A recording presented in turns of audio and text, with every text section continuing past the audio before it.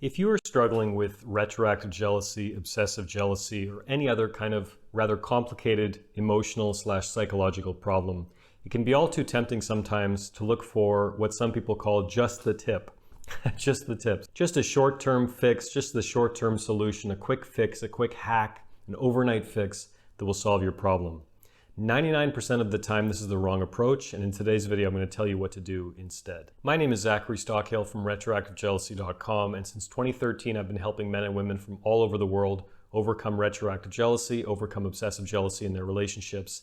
If you want more information about me and my work, you can visit retroactivejealousy.com. And if you'd like to help me out and please the YouTube algorithm gods, please help me out by clicking the like button below. Please make sure you're subscribed to my channel. And while you're at it, leave a comment on this video to let me know what you think. I saw a video recently posted by a pretty successful, pretty well-known dating coach named Dr. David Tian. I'll post a link in the cards above my head here. I did an interview with him for my podcast a couple of years ago. Really interesting guy.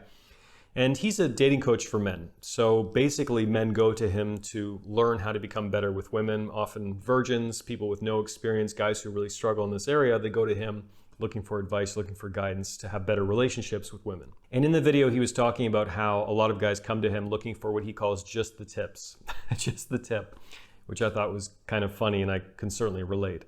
In other words, people come to him looking for the quick fix, the overnight hack, just tell me what to do with women so I can get a date tonight, that kind of thing, without addressing a lot of the core issues, the core root of their problem. And I have a little bit of experience in this area as well. I offer coaching for men as well as retroactive jealousy coaching, and one of my hats that I've worn over the years is I try to help men have better relationships with women. And there's a lot of surface level tips, advice, techniques, tactics that you can suggest to men who are struggling with women that will absolutely help and that will get them very quick results. You can look at a guy, he can tell you about his life, he can tell you about some of the results that he's been getting in his dating life, and you can tell him things like, you're not standing up straight, stand up straight, project confidence when you speak, look people in the eye, make sure you notice her and appreciate her beauty, burn that shirt, as the case may be. There's a lot of this kind of surface level stuff that will absolutely help this guy get a date. However, once he gets the date, once he starts having some success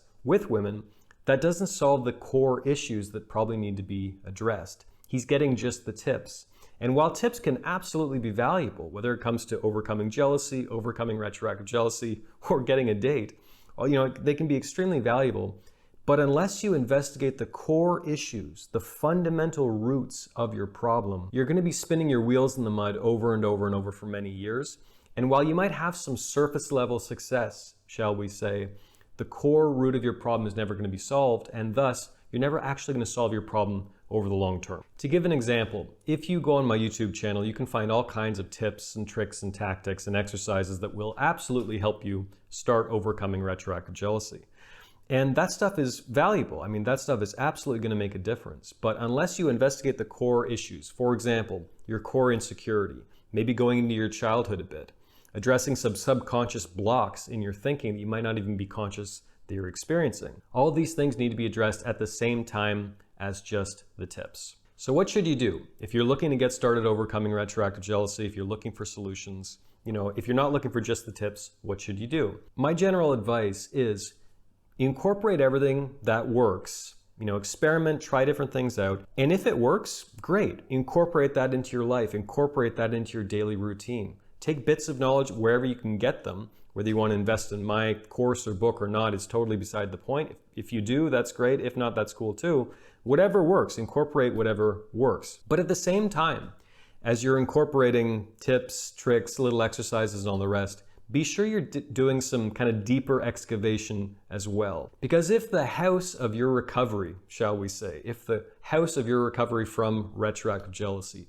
from obsessive jealousy, from really struggling with women, if the house of your recovery is built on a shaky foundation, eventually that house will fall apart. So continue to do some deeper investigations of your psyche, of your background. You can work with a therapist or a coach. You can take an online course. You can read a book. Be sure you're doing a lot of the deeper work as well, while at the same time as you're incorporating all of the really valuable tips, tricks, exercises that you're accumulating along the way. What I'm saying here is just don't rely on any one trick or one tip or one exercise that's going to solve your problem overnight and you're never going to have to worry about it anymore. All these things can be so valuable, but make sure that you're actually doing some of the deeper necessary work as well. There's a reason my introductory online course, Get Over Your Partner's Past Fast, has expanded to, I think it's like 10 or maybe 12 hours at this point.